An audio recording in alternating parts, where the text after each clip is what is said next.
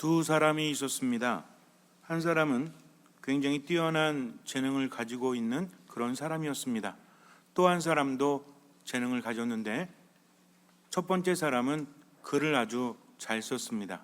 그래서 소설을 내기만 하면 인기가 너무나 많아서 금세 돈이 모이곤 했습니다. 그런데 이 사람은 자기는 소설보다는 발명을 하는 것이 더 적성에 맞다. 나는 소설보다는 발명이 더 낫다 라고 하면서 발명과 사업을 해나갔습니다. 그런데 번번이 실패해서 쫄딱 말아먹고 또 소설 한 편 써서 돈이 모이면 그것을 가지고 또 사업을 해서 쫄딱 말아먹고 이렇게 반복을 했다고 합니다. 그러니까 주변 사람들이 제발 사업은 하지 말고 글만 쓰라고 해도 이 사람은 끊임없이 사업을 했대요. 이 사람이 바로 톰 소여의 모험, 허클베리 핀의 모험, 왕자와 거지, 마크 트웨인이죠. 그래서 이 사람은 다른 사람의 말을 듣지 않는 아주 고집이 센 사람이었다고 합니다. 그런데 이 사람은 또 자기 사업뿐만 아니라 다른 사람이 발명한 것에 대해서 투자를 많이 했대요. 그래서 에디슨이랑 별로 사이가 안 좋았던 그 테슬라라는 사람이 있죠. 이 사람하고 굉장히 친했다고 합니다. 그래서 옆에 발명가가 있으니까 자기도 발명을 많이 하는 것처럼 할 것처럼 생각을 했다는 거죠. 그런 놀랍게도 이 사람이 발명한 것 중에 가장 유명한 게 뭐냐면 그 여성용 옷 중에서 후크인가 있죠. 후크 이렇게 끼는 거, 이걸 이 사람이 개발을 했다고 합니다.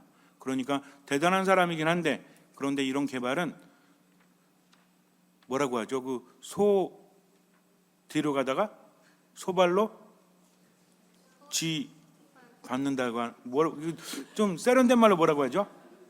소 뒷걸음질 치다가 쥐 잡는다? 뭐 어떤 이런, 그런데 근데 이런 것들이 이 사람은 그게 워낙 인기가 많으니까 나는 발명에 재능이 있나 보다 라고 생각을 하면서 꾸준히 발명을 했지만 그 외에는 그닥 대단한 것이 없었다고 합니다. 그래서 쫄딱 망할 때쯤이면 또 소설을 쓰고, 그런데 이 사람에게 한 사람이 찾아오는데 아까 말했던 두 번째 사람인데, 이 사람은 바로 농아학교 교장의 아들이었습니다. 어릴 때부터 아버지가 농아들을 가르치면서 개발한 것이 뭐냐면 사람의 입과 혀의 모양을 보고, 입술과 혀의 모양을 보고 어떤 말을 하는지 파악하는 그런 기술, 그런 것들을 개발했다고 합니다. 소리가 안 들리니까 사람의 입술과 혀를 보면서 이렇게 무슨 말 하는지 파악하는 분들이 계시죠.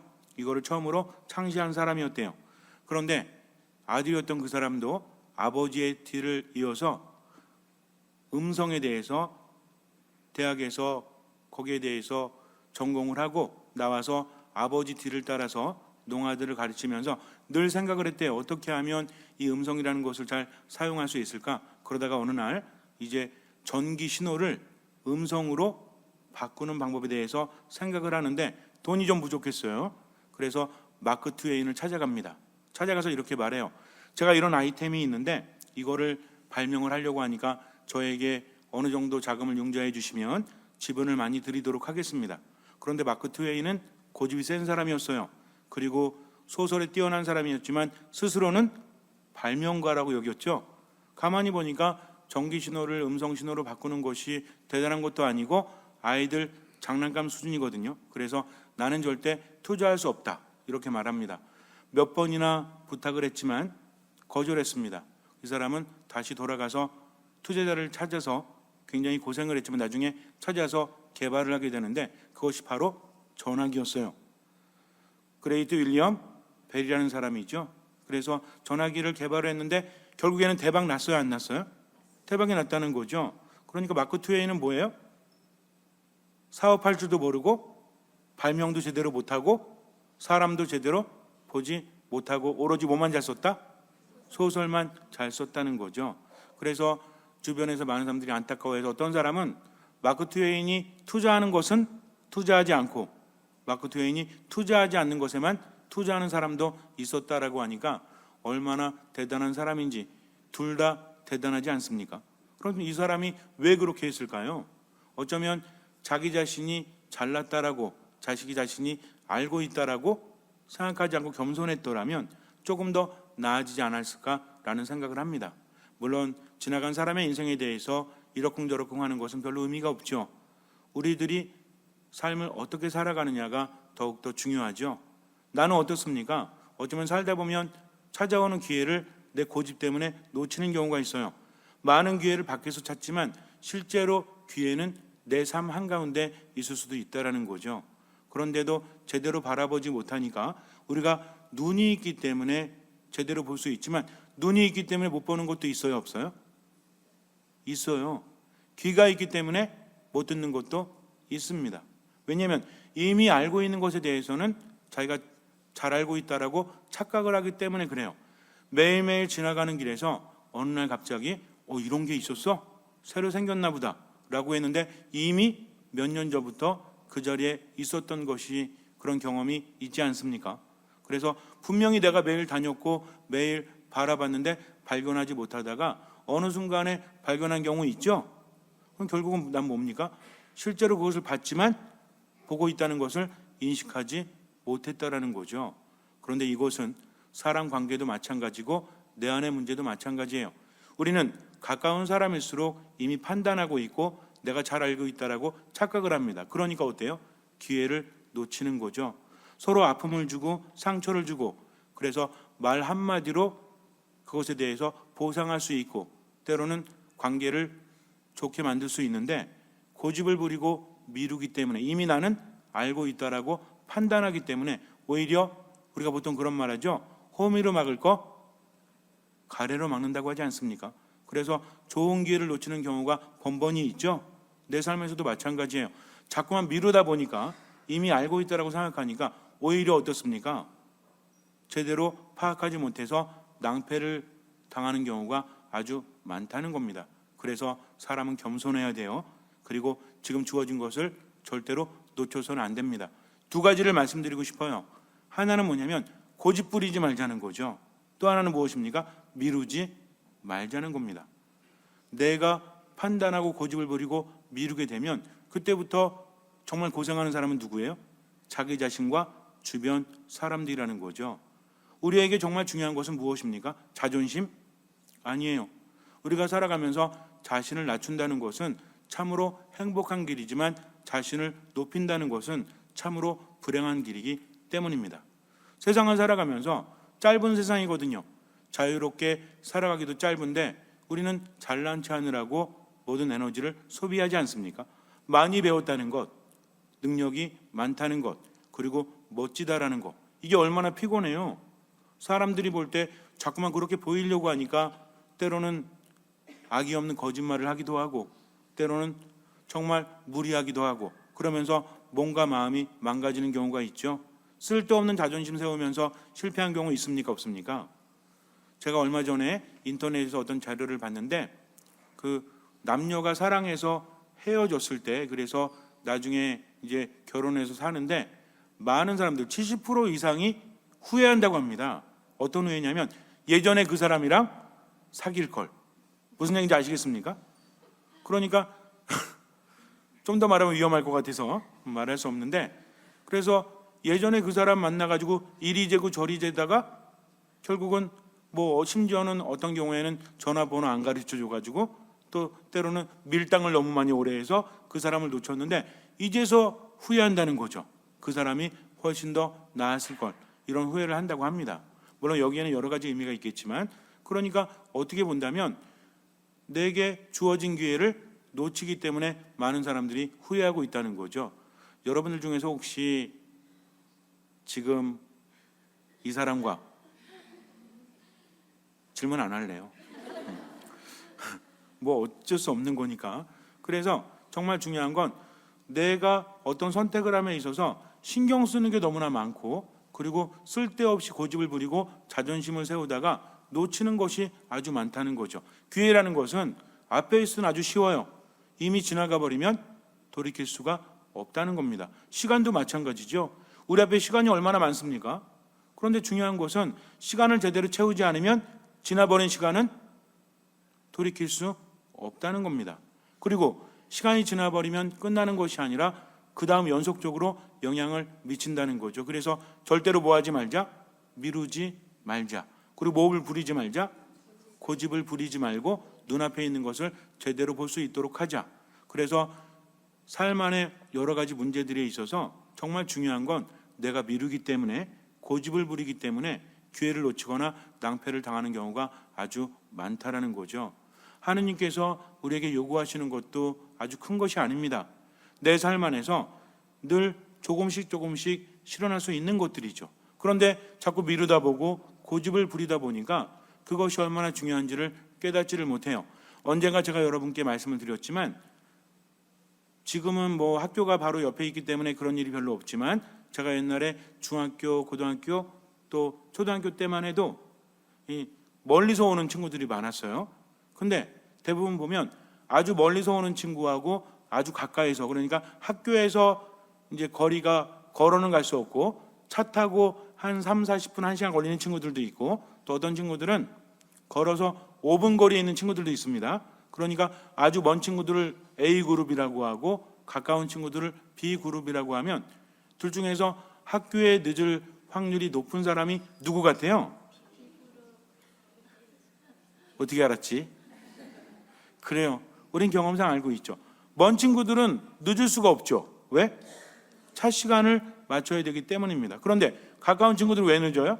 그래서 지금은 그런 거 없는지 모르겠지만, 옛날에는 몇 시 되면 선생님들이 나오셔가지고 늦은 친구들 쭉 세워놨죠. 기억나십니까? 그래가지고 뭐 저는 저 고등학교 같은 경우에는 남녀공학이었기 때문에 수원에 있는 남녀공학이었었는데, 거기서 어떻게 했냐면 이 남자들 여자들이 올라가는 데가 달라요. 올라가다 보면 여자들은 치마 짧다고 걸리고, 남자들은 뭐 구두에 방울 달렸다고 걸리고, 그리고 머리 길다고 걸리고, 그리고 늦게 온 친구들 걸려가지고 뭐 했냐면, 이제 뭐 이렇게 어느 정도 시간이 되면 운동장 몇 바퀴 돌고 아니면 잡초 뽑고 이런 식으로 이렇게 거기에 대한 책임을 지고 그랬었는데, 가만히 보니까 저도 늦은 적이 한두 번 있었어요. 왜냐하면 학교가 가까웠기 때문에. 그런데 늘 늦는 친구들이 정해져 있다는 거죠. 이 친구들이 집이 먼 친구들이 아니라 오히려 가까운 친구들이었다는 겁니다. 왜 늦었을까요? 핑계는 5만 가지예요. 근데 알고 보면 뭐예요? 텔레비전 보느라, 또 뭐 하느라 왜? 5분 거리니까 언제든 갈 수 있다라고 착각을 했기 때문에. 근데 재밌는 게 뭔지 아십니까? 30분 남았을 때는 시간이 천천히 흘러요. 그러다가 시계 딱 보니까 15분 남았네? 그러다가 한 5분 걸리니까 5분에 출발해야지 하고 시계 딱 보니까 몇 분 남았어? 2, 3분 남았어. 되게 시간이라는 게 똑같지가 않아요. 정말 그렇습니다. 1시간 남았을 때는 천천히 흐르죠. 그런데 한 20분 정도 전에 출발해야 되겠다고 했는데 30분에 시계 보고 이 정도 됐으면 20분 정도 남았겠지라고 하면 대부분 시간은 후딱 간다는 거죠. 그래서 놓치는 경우가 너무나 많지 않습니까? 그러니까 절대로 미루지 마세요. 사과할 것이 있다면 오늘 사과하세요. 그리고 해야 될 것이 있다면 오늘 하세요. 인생이 바뀝니다. 믿음도 마찬가지죠. 자꾸 미루지 말고 하느님 안에 머무는 거 언제 해야 돼요? 지금 해야 됩니다. 안 그러면 나중에 힘이 떨어졌을 때 하느님 안에 들어가지 못해서 정말 후회도 돌이킬 수 없는 낭패를 당할 수도 있다는 거죠. 인간이 살아가는 데 있어서 정말 중요한 것은 생명력입니다. 하느님 안에 머물 때 생명력이 넘쳐 흐를 수 있다는 거죠. 근데 아무나 하느님 안에 머물지 못합니다. 어떤 사람이 하느님 안에 머물죠? 오늘의 주제로 말한다면 미루지 않고 판단하지 않고 뭐 하는 사람? 그러니까는 준비하는 사람. 준비하는 사람이 신앙 안에서는 실천하는 사람이죠. 이런 사람만이 하느님 안에 머물 수 있다는 겁니다. 교회 안에는 선인도 있고 악인도 있어요. 아직은 구분되지 않아요. 그러나 마지막 날이 되면 구분되어집니다. 오늘 복음에서 뭐라고 하죠? 임금 아들의 혼인잔치가 돼서 초대받은 사람들을 다 오라고 하죠. 근데 오지 않습니다. 이미 잔치상을 차려놨는데 오지 않는다는 거죠. 누구 아들이에요? 임금의 아들이에요. 그러면 이 혼인잔치에 초대받은 사람들은 신분이 고귀한 사람들일까요? 아니면 신분이 미천한 사람들일까요? 고귀한 사람들이죠. 근데 임금 아들의 혼인잔치에 가지 않았다? 이건 뭡니까? 그 임금과 맞선다는 거죠. 신하들은 당연히 가야 되는데 가지 않습니다. 왜? 임금의 아들은 어떤 존재죠? 임금의 후계자예요. 임금이 될 사람이라는 거죠. 그런데 거기에 오지 않는다? 이것은 더 이상 임금 밑에 있기 싫다라는 거죠. 물론 이 비유는 바로 하느님과 인간의 관계를 의미합니다. 처음에 이스라엘 백성들을 뽑아서 하느님께서는 계약을 맺으셨죠. 그런데 자꾸만 잘못된 길로 가니까 누굴 보내세요? 예언자들을 보내십니다. 그런데 이스라엘 백성들은 예언자들을 보고 어떻게 했죠? 잡아 때리고 박해하고 죽였죠. 바로 이것을 의미한다는 거죠. 혼인잔치에 오라고 그렇게 사람들을 초대했는데 정말 좋은 곳이거든요. 그런 사람들은 가진 핑계를 대면서 밭일하러 가고 장사하러 가고 그러면서 거부합니다. 심지어는 어떻게 해요? 종들을 때려 죽이기도 했다는 거죠. 그래서 임금이 어떻게 합니까? 이것은 세상 종말을 의미하기도 해요. 군대를 보내서 그들을 모두 잡아 죽입니다. 그들을 뭐라고 지칭하죠? 살인자들이라고 그래요. 살인자들을 잡아 죽이고 마을을 불태우죠. 그리고 이제 이미 잔치상이 마련됐기 때문에 길에 가서 아무나 불러오라고 합니다. 그랬더니 이제 신하들이 가서 막 불러오는데 거기에는 선인도 있고 악인도 있었다. 근데 임금이 어느 정도 시간이 되니까 혼인잔치에 가서 사람들을 둘러보는데 한 사람만 예복을 입고 있지 않습니다. 그래서 임금이 와서 아니 자네는 왜 예복을 입지 않았나 하면서 뭐라고 하고선 밧줄을 꽁꽁 묶어서 밖으로 쫓아내죠. 어떻게 보면 좀 억울하지 않습니까? 오고 싶은 게 아니었는데 그냥 길거리 지나가다가 갈 수도 있잖아요. 근데 뭐 예복 준비 안 했다고 뭐 이럴 수 있나 라고 생각할 수 있겠지만 이것은 비유입니다. 우리가 잘 생각해 봐야 돼요. 물론 이 안에서도 답을 찾을 수 있습니다. 왜냐하면 유독 이 사람만 예복을 준비하지 않았다는 거죠. 거기 있는 모든 사람들은 원래 초청을 받았던 사람들이 아니라 아무나였죠. 그런데 예복을 안 입은 사람이 몇 명 있었어요? 한 명 있었습니다. 더군다나 이 사람은 임금이 물었을 때 뭐라고 말해요? 아무 말도 하지 못합니다. 아무 말도 하지 못했다는 건 뭐예요? 자신의 잘못을 이미 알고 있었다는 얘기죠. 혼인잔치를 준비하는 게 힘들어요? 아니면 예복을 준비하는 게 힘들어요? 혼인잔치를 준비하는 게 힘들어요. 임금에게 초대를 받았다면 그래도 걸맞는 막가진 예복은 준비해야 되지 않습니까? 준비할 수 있었음에도 불구하고 이 사람이 준비하지 않은 이유는 무엇일까요? 미뤘기 때문이지 않겠습니까? 판단했기 때문이지 않겠습니까? 이것은 바로 우리 그리스도인들을 의미한다는 거죠. 그럼 우리가 살아가면서 미리미리 준비하고 있어야죠. 하나님 나라에 대한 언제 갈지 모르잖아요. 혼인잔치가 언제인지 알아요, 몰라요? 모르죠. 만약에 누가 와서 천사가 와서 알려주면 자, 앞으로 3년 2개월 후에 너는 하늘로 간다 라고 말하면 지금 뭐 하실 것 같아요?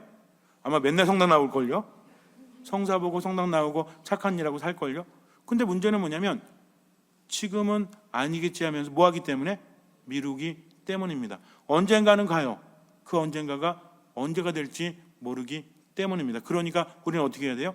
지금 여기에서 최선을 다해서 살아가자는 거죠. 뭐 하지 말고, 미루지 말고, 판단하지 말고, 하느님 안에도 마지막인 것처럼 머무세요. 그리고 사람들 만날 때도 마지막인 것처럼 사세요. 그러면 돈이 쌓이진 않을지라도 돈 때문에 행복할 수는 있어요. 사람 때문에 행복할 수 있습니다. 그래서 살아가는 동안 소유의 노예가 되지 말고 존재적인 삶을 살아가도록 하세요. 지금 여기를 살아가는 사람은 참으로 행복한 사람이요, 하느님 안에 머무는 사람은 생기가 넘친다는 거죠. 하느님께서 바라시는 것은 무엇입니까? 예복을 준비한다는 것은 바로 하느님께서 바라시는 것을 하는 거죠. 오늘 본문에 답이 나와 있죠. 그들 중에는 어떤 사람도 있었다? 선인도 있고 악인도 있었다. 그러면 예복을 준비하지 않은 사람들은 어떤 사람들이에요? 악인들이에요. 그럼 악인들은 어떤 사람이죠? 악인들은 어떤 사람이에요? 하느님의 뜻을 따르지 않고 다른 사람에게 피해를 주는 사람. 무엇 때문에? 자기들의 욕심 때문에, 자기들의 소유 때문에 그렇게 살아가는 사람들을 의미합니다. 우리는 이렇게 말할지 몰라요. 저는요, 가진 것도 개풀 없어가지고 다른 사람 거를 보호하지 못해요 라고 하지만 그렇지 않아요. 힘이 있다면, 살아갈 수 있는 힘이 있다면 돈만 이야기하는 거 아닙니다. 내가 어떤 사람을 도와줄 수 있고 어떤 사람에게 배려해 줄 수 있고 어떤 사람 마음을 편하게 해줄 수 있음에도 불구하고 하지 않는다면 누구 뜻이 아니죠? 하나님의 뜻이 아니기 때문입니다. 하나님의 뜻은 무엇입니까? 서로 사랑하라는 거죠. 사랑이 뭐예요? 이제는 대답할 수 있어야죠. 사랑은 무엇입니까? 다른 사람이 내게 해주기를 바라는 그대로 다른 사람에게 해주는 것이 바로 사랑의 황금률이죠. 그렇다면 나는 지금 사랑하고 있습니까? 사랑하지도 않으면서 하느님께 뭔가를 바란다면 그 사람은 어리석은 사람이에요. 뭔가를 청하기 전에 이미 알고 계신 하느님의 뜻을 먼저 실천하십시오. 어쨌든 뭐 하란 얘기예요? 사랑하란 얘기죠. 내어주란 얘기입니다. 이해받으려고 하기보다는 이해하려고 노력해야 됩니다. 뭔가 사람들을 위해서, 하느님을 위해서 삶을 가치 있게 살지 않으면 그것은 예복을 준비하지 않은 겁니다. 내일부터 하지 말고, 모레부터 하지 말고 지금부터 하세요. 그래서 하느님의 뜻대로 살아가는 사람, 제가 여러분께 몇 가지 정해드렸죠. 아무것도 판단하지 않고 모든 것을 하느님께 맡기고, 눈에 보이는 것이든 보이지 않는 것이든 어떻게? 무조건 베풀면서 살아가고, 욕심 부리지 말고, 그리고 미사, 말씀, 기도 안에서 어떤 마음으로? 듣는 마음으로 살아가게 되면 그때부터는 모든 삶이 변화됩니다. 쓸데없이 고집 부리지 말고, 쓸데없이 미루지 말고, 판단하지 말고 살아가시기 바랍니다. 그래서 하느님 안에 머문다는 것 무엇인지 깨닫고 오늘 해야 될 일이 있으면 하세요. 오늘 해야 될 일이 뭐예요? 집에 가서 미안하다고 말하는 것. 또 오늘 할 일이 뭐예요? 고마웠다고 말하는 것. 또 뭡니까? 감사하다고 말하는 것. 미사 시간에 웃는 것. 미사 끝나고 집에 가서 아무리 웃어도 의미 없어요. 언제? 미사 안에서 기쁘게 머무는 것. 별거 아닌데 자꾸만 미루기 때문에 상처를 주기도 하고 일을 그르치기도 합니다. 그러지 말고요. 그렇다면 살아가면서 참는 건 언제 해야 돼요? 참는 것도 지금 해야 된다는 거죠. 점점 넓어집니다. 점점 깊어집니다. 그렇게 살아가시기 바라요. 오늘 또 한 귀로 듣고 한 귀로 흘린다면 우리들의 삶은 절대 변하지 않습니다. 잠시 눈을 감으세요. 절대로 미루지 마십시오.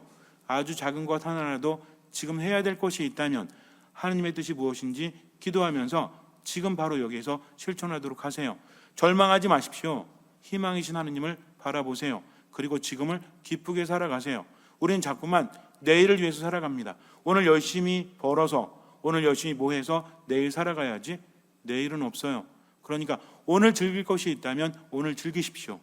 오늘 해야 될 것이 있다면 오늘 하십시오. 오늘 배울 것이 있다면 오늘 배우세요. 후회 없이 기쁘게 살아가면서 하느님의 뜻을 생각하고 지금 이 순간에 베풀면서 살아가세요. 베풀면 하느님께서 채워주십니다. 가져가지도 못할 소유물에 집착하지 말고 자유롭게 살아갈 수 있도록 하느님께 은총을 청하십시오. 주님께서는 그 믿음을 보시고 우리 삶에 놀라운 기적을 일으켜 주실 것입니다. 아멘.